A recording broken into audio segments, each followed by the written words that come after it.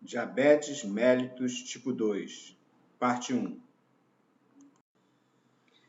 A diabetes mellitus tipo 2 é a doença endócrina mais comumente encontrada na prática clínica.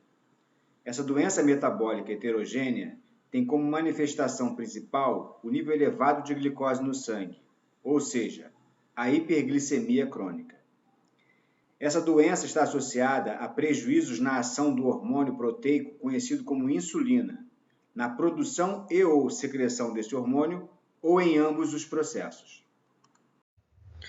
Quando tratamos de diabetes mellitus tipo 2, o pâncreas costuma ser uma das figuras centrais, visto que é o órgão responsável pela produção da insulina, hormônio cuja baixa funcionalidade e/ou alteração no padrão fisiológico de produção e secreção estão diretamente relacionados com a gênese dessa condição patológica. Em humanos, o pâncreas é um órgão longo, medindo de 15 a 25 centímetros, localizado no abdômen. O pâncreas está localizado em posição posterior ao estômago e em associação próxima ao duodeno. A porção acinar do pâncreas tem uma função exócrina, secretando suco pancreático rico em enzimas e íons que são usados durante o processo digestivo. Já a porção endócrina do pâncreas é representada pelas ilhotas pancreáticas ou ilhotas de Langerhans, que correspondem de 1 a 2% do peso total desse órgão. As ilhotas pancreáticas liberam ao menos 4 hormônios: insulina, glucagon, somatostatina e o polipeptídeo pancreático. O que nos interessa nesse momento é a insulina, produzida pelas células beta-pancreáticas, principal grupo celular das ilhotas pancreáticas, correspondendo de 50 a 80% do total de células presentes nas mesmas. Como a diabetes mellitus tipo 2 está associada a problemas com a insulina, se entendermos o que a insulina faz no nosso organismo, seremos capazes de entender o que acontece quando ela não trabalha adequadamente, ou seja, a condição de diabetes mellitus tipo 2. Então, a partir de agora, vamos falar um pouco das funções metabólicas e da sinalização celular comandada pela insulina. A produção e liberação do hormônio peptídico conhecido como insulina não segue o controle do eixo hipotálamo-hipófise, mas sim a glicemia. Esse hormônio é produzido e liberado pelas células beta das ilhotas pancreáticas em resposta a níveis plasmáticos de glicose elevados. A função primordial desse hormônio é, portanto, normalizar a glicemia do indivíduo frente a situações de hiperglicemia. Dessa forma, a insulina deve promover ações que aumentem a captação da glicose sanguínea pelas células de diferentes tecidos.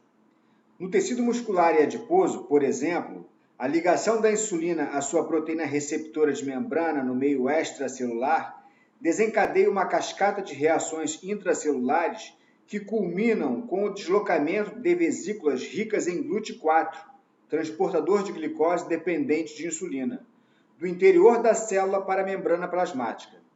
Essas vesículas se fundem com a membrana plasmática, aumentando o número de GLUT4 e a capacidade da célula captar glicose. Com a entrada aumentada de glicose na célula, um destino deve ser dado a esse excesso de glicose intracelular.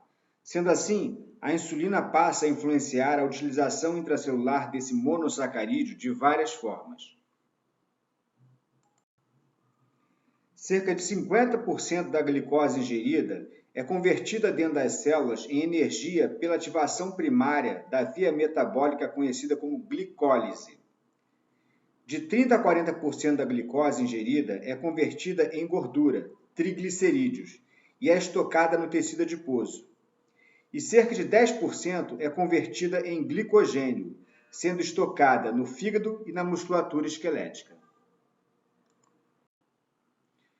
Com isso, fica fácil entender que a insulina ativa, além da glicólise, via metabólica responsável pela degradação de glicose para a produção de energia, a lipogênese, síntese de lipídios, e a glicogênese, síntese de glicogênio. Por sua vez, vias metabólicas antagônicas a estas ficarão inibidas.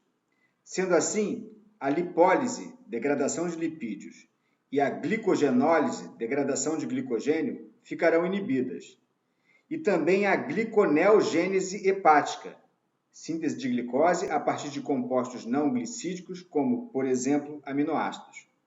Isso parece muito lógico, já que a intenção é reduzir os níveis de glicose que estão inicialmente elevados no sangue.